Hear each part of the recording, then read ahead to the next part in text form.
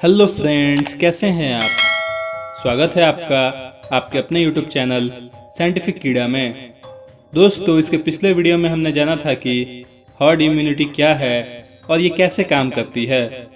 आज के इस वीडियो में हम जानेंगे कि हर्ड इम्यूनिटी कोरोना के लिए खतरनाक क्यों है तथा इसका कंसेप्ट इतना इफेक्टिव होने के बाद भी इसे हासिल करना इतना मुश्किल क्यों है। तो चलिए दोस्तों, जानते हैं इसके पीछे के विज्ञान को और शुरू करते हैं आज का ये वीडियो।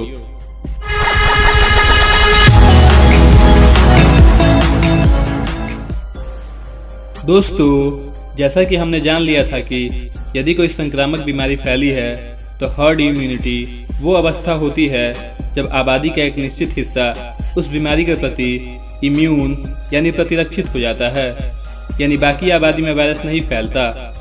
आमतौर पर हर्ड इम्यूनिटी वैक्सीनेशन के संदर्भ में प्रयोग किया जाता है, मगर हर्ड इम्यूनिटी तब भी हासिल हो सकती है जब पर्याप्त संख्या में लोग इन्फेक्ट होने के बाद इम्यून हुए हो। शायद यही कारण है कि कुछ वैज्ञानिक इस पक्ष में है कि वैक्सीनेशन से ही हर्ड इम्यूनिटी हासिल किया जाए, जबकि कुछ वैज्ञानिक इस पक्ष में है कि बिना वैक्सीनेशन के ही हर्ड इम्यूनिटी डेवलप किया जाए। दोस्तों, पिछले वर्ष मार्च के महीने में ब्रिटिश प्रधानमंत्री बोरिस जॉनसन का एक बयान सुर्खियों में रहा था। एक पत्रकार वार्ता के दौरान उन्होंने हर्ड इम्यूनिटी का जिक्र करते हुए कहा था कि यह कोरोना को रोकने का एक उपाय हो सकता है। हालांकि उन्होंने हर्ड इम्यूनिटी का जिक्र तो किया, पर इसे हासिल करने के लिए उनके पास कोई ठोस रणनीति नहीं थी।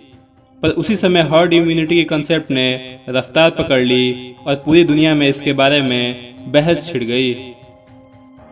तो दोस्तों, हर्ड इम्यूनिटी को हासिल करना इतना मुश्किल क्यों है, इसके पीछे भी कई सारी वजह है।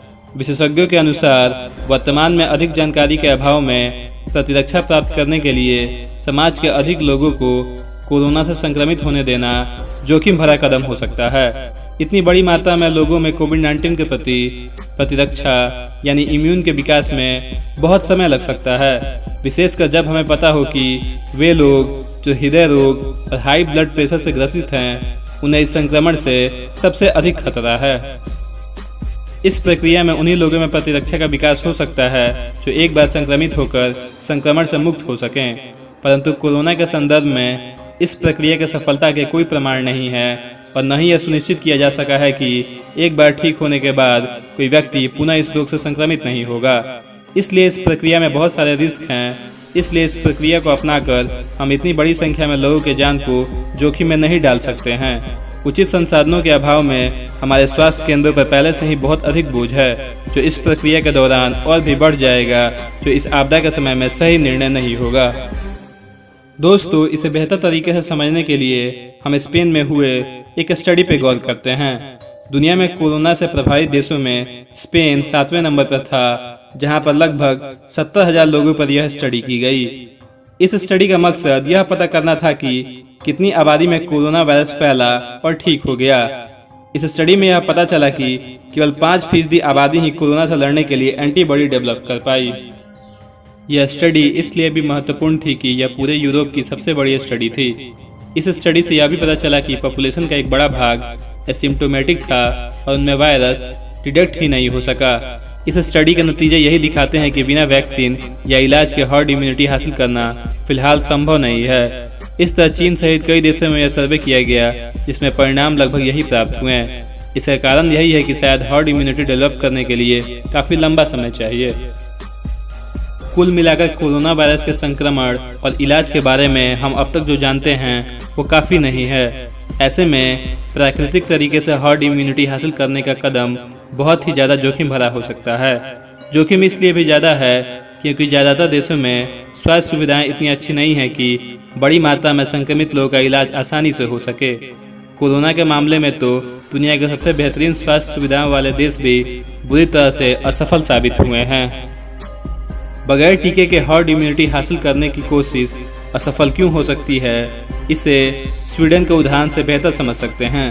स्वीडन में पहला देश था जहां हर्ड इम्यूनिटी के कंसेप्ट को वरीयता दी गई थी, जिसके चलते स्वीडन में मरने वाले लोगों की संख्या 11.9% हो गई, यह आंकड़ा कितना भयावह है यह इसी से पता चलता है कि कोरोना से सबसे ज़्यादा प्रभावित देश अमेरिका में मृत्यु दर 5.9% था, जबकि भारत में 2.9%। और सबसे आश्चर्य की बात यह थी कि स्वीडन द्वारा जारी डाटा के मुताबिक वहां हर्ड इम्यूनिटी भी केवल 20% लोगों में ही डेवलप हो पाई थी, और इस तरह स्वीडन ने अपने हजारों लोगों की बलि दे दी थी। इसलिए दोस्तों, वर्तमान परिस्थितियों में प्राकृतिक तरीके से हर्ड इम्यूनिटी हासिल करने का विचार किसी भी देश के लिए ठीक नहीं है, और भारत जैसे बड़ी जनसंख्या वाले देश के लिए तो यह विनाशक ही है। तो दोस्तों, आज के वीडियो में बस इतना ही। यदि आप इम्यूनिटी के ऊपर मेरी सारी वीडियो देखना चाहते हैं तो उसका लिंक डिस्क्रिप्शन में आपको मिल जाएगा, आप वहां पर जाकर उसे ज़रूर देखें। तो चलिए दोस्तों, मिलते हैं अगले वीडियो में एक नई जानकारी के साथ। तब तक के लिए stay strong and stay safe.